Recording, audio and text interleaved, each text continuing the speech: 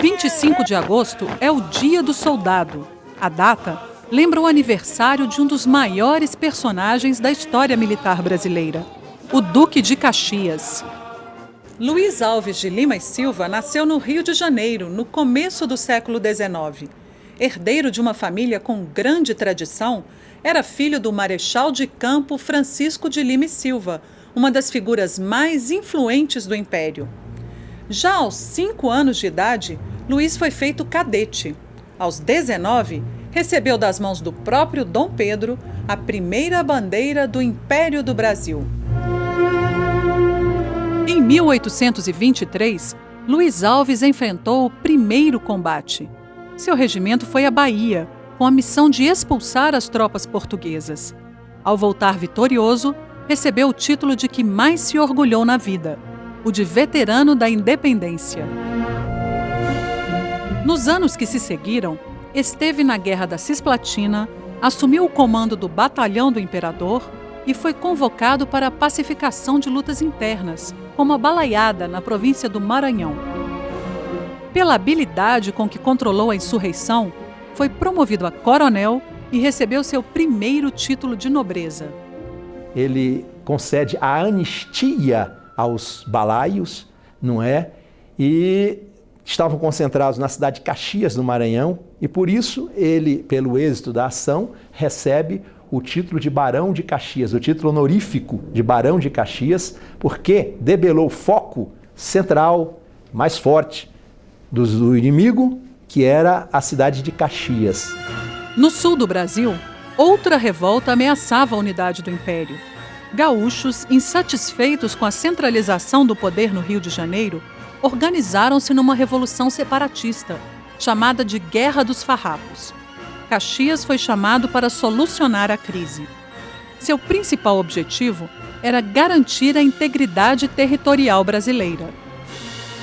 Pela humanidade com que conduziu a missão, conquistou o respeito dos chefes revolucionários e dominou a situação. Ao final da revolta, concedeu anistia às tropas rebeldes. Ficou conhecido como pacificador e foi elevado a Conde de Caxias. Caxias percebeu que, tanto na política quanto no conflito armado militar, a humilhação de uma derrota terrível é pior do que uma negociação que procure reconstituir os pontos de contato, ao invés de uma dureza que só faz marcar ainda mais os pontos de atrito. A carreira militar de Caxias seguia brilhante, ao mesmo tempo em que ele começava a enveredar pelos caminhos da política. Indicado a senador do Império, teve a oportunidade de exercer o mandato junto com seu pai.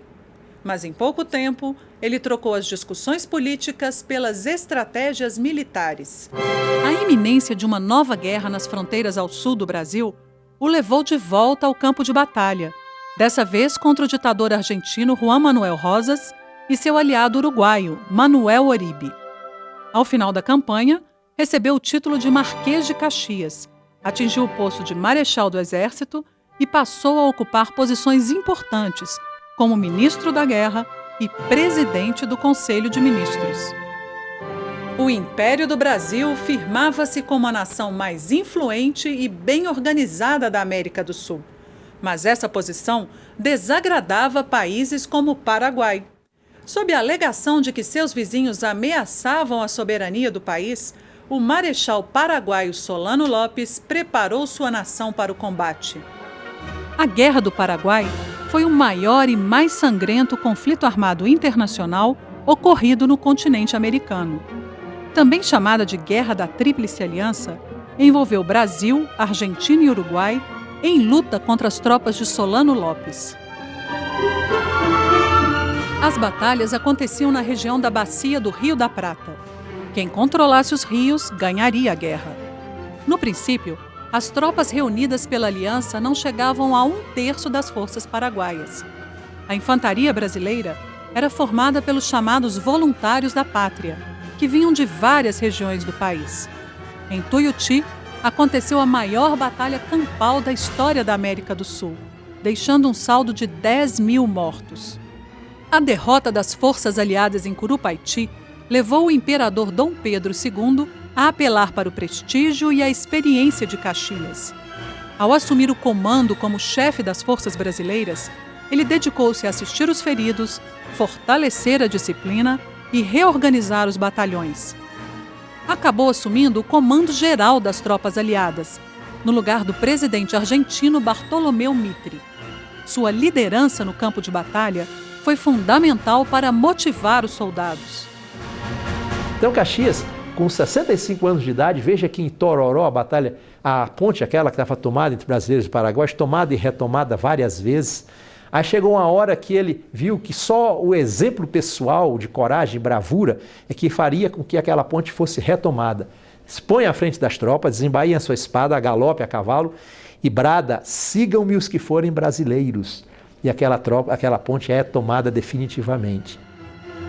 A campanha final, conhecida como a Dezembrada, consagrou Caxias com as vitórias fulminantes de Avaí e Lomas Valentinas, minando a resistência de Solano Lopes. Em 5 de janeiro de 1869, o general brasileiro entrou vitoriosamente em Assunção, mas não prosseguiu no campo, pois as batalhas o desgastavam muito. Ao retornar para o Rio de Janeiro, Caxias foi elevado a duque. Ele foi o único brasileiro nato a ter esse título. É um homem politicamente respeitado, militarmente obedecido e estrategicamente bem-sucedido. Ele ascendeu todos esses postos da hierarquia militar por seus elevadíssimos méritos e é merecidamente hoje o patrono do Exército Brasileiro. Por ter dedicado mais de 50 anos à pátria, Luiz Alves de Lima e Silva, o Duque de Caxias, é um dos construtores do Brasil.